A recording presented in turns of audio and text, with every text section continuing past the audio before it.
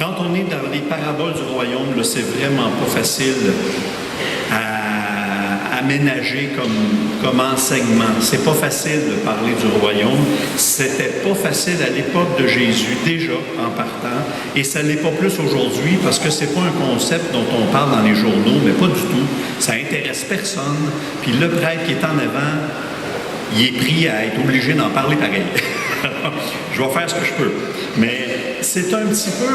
Quand Jésus parle du royaume, quand Jésus parle de son Père, il est un peu mal pris parce que l'image qui me vient, c'est... Bon, imaginons qu'on est tous des petits poissons rouges dans un aquarium. Ça va?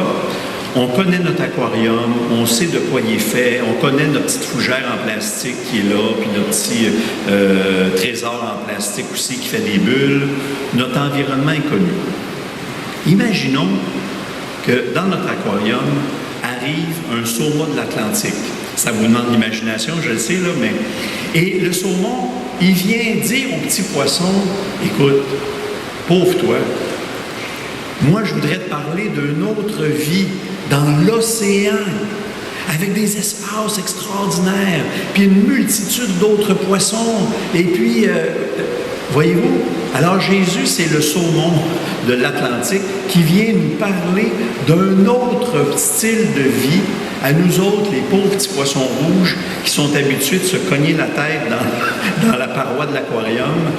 Et c'est tout à fait naturel d'avoir de la misère à imaginer ce que Jésus veut nous proposer comme autre vie possible, comme quand il nous parle du Père. Les pharisiens n'arrivent pas à comprendre ce Père miséricordieux, plein de patience. Il faut aujourd'hui, et à chaque fois qu'on entend la parole de Dieu, ouvrir nos esprits, ouvrir nos horizons pour essayer au moins de comprendre où est-ce que le Seigneur veut nous amener. Aujourd'hui, entre autres, à travers les paraboles de l'ivraie, de la petite graine de semence, de moutarde, du levain en fruits, il est en train de nous parler de quelque chose d'extraordinaire, de sa miséricorde qui est infinie et de sa patience. Je vous donne un exemple. Souvent, j'entends des gens qui me posent la question, « Serge, qu'est-ce que tu penses que le Seigneur va faire avec les bandits à la fin des temps? Il va-tu les accueillir comme ça, là, puis bon. » On est mal pris un peu avec ça. Parce que c'est là qu'on voit que c'est la question du petit poisson qui montre que pour lui, il y a du bien puis il y a du mal. C'est tout. Comme si notre monde était limité à ça. Comme si c'était plus facile de comprendre le monde en termes de bons et de méchants. Comme dans nos histoires d'enfants. Évidemment, quand on dit ça, nous autres, où est-ce qu'on se place? Du côté des bons. Puis on regarde les autres en disant « Hey, pauvres autres, ils vont se faire avoir à un moment donné. » Qu'est-ce qui va leur arriver? Bien, j'ai des réponses pour ça. Des réponses qui sont un peu dans la ligne de l'Évangile, qui sont un peu dans la ligne de notre océan de miséricorde. D'abord, la fin des temps, ça appartient à Dieu. Ça ne nous appartient pas. C'est lui qui va être le juge. Et enlevons-nous ça des épaules, on n'a pas besoin de s'occuper de ça, ça appartient à Dieu, de un. De deux, peut-être qu'au lieu de se poser la question sur qu'est-ce qui va arriver aux méchants, peut-être qu'on pourrait se dire plutôt, je vais m'occuper de mon propre jardin intérieur. Je vais m'occuper de vérifier si dans mon propre cœur, il n'y en aurait pas un peu d'ivraie aussi, que je pourrais peut-être déjà éliminer. Avant de juger l'autre, peut-être que je pourrais commencer à me regarder, de s'occuper de son propre cœur. Un peu comme Sainte Thérèse de Lisieux, vous la connaissez, la petite Thérèse de l'Enfant Jésus. Elle priait chaque jour pour les prisonniers, pour leur conversion, et elle disait à ses sœurs, ces gars-là qui sont en prison, ce sont mes frères. Parce que moi, je reconnais que je ne suis pas mieux qu'eux autres. Je ne suis pas meilleur qu'eux autres. J'ai mes faiblesses, puis j'ai mes limites.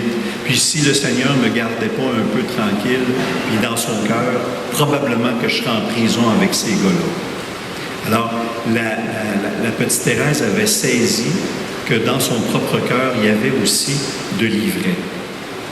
Et puis, la troisième réponse par rapport aux méchants, c'est que le Seigneur, il donne le temps à tout le monde de changer, de se convertir.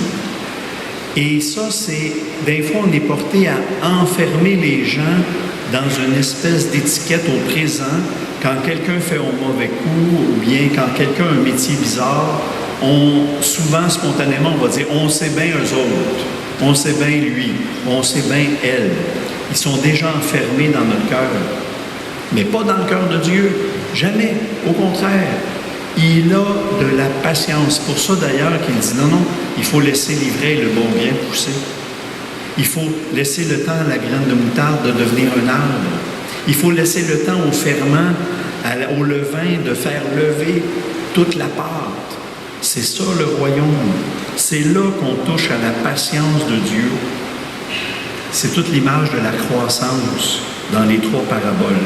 Un peu comme les grands-parents qui me disent souvent leur tristesse, parce que soit leurs enfants, soit leurs petits-enfants ne sont pas baptisés, ou ils ne viennent plus à l'église, ou ils n'ont plus l'air de croire. Et à chaque fois, je leur réponds, changez votre phrase, ou rajoutez un mot. Aujourd'hui, votre petit-enfant ne croit pas. Maintenant. Mais qui sait ce qui va se passer dans la prochaine année? Qui sait qui va rencontrer? Qui sait quel témoin le Seigneur va mettre sur son chemin? On ne le sait pas.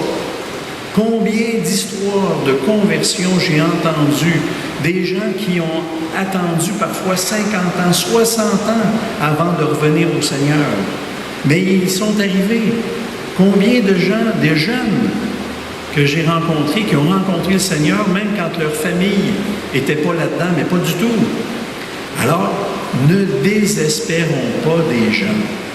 Laissons la chance aux coureurs, comme on dit, parce que le Seigneur sait ce qu'il fait. Ça nous demande de la patience. Et ça, c'est le Seigneur qui nous donne l'exemple. Parce qu'il est d'abord patient envers qui? Envers moi. Et plus j'ai conscience de ça, plus j'ai conscience de la miséricorde qu'il a envers moi. Hey, c'est vrai, Seigneur, que j'ai fait des détours de chemin dans ma vie, puis heureusement que tu as été patient. Tu m'as toujours donné la chance de revenir à toi. Bien, si c'est vrai pour moi, c'est vrai aussi pour tous mes frères et sœurs. Je vais prier pour eux autres. Je vais prier pour ma propre patience, pour pas que je tombe dans le jugement. Je vais prier pour avoir ta patience, Seigneur, comme tu l'as envers moi, pour que je l'ai envers les autres. Si le temps du jugement, ça ne nous appartient pas, il y a quelque chose qui nous appartient. Nous sommes dans le temps de la miséricorde. Nous sommes dans le temps de l'amour. Et ça, le Seigneur nous demande. Un seul commandement, aime. Puis je suis sûr que si on y va à fond dans ce commandement-là, notre agenda va être bien rempli. Amen.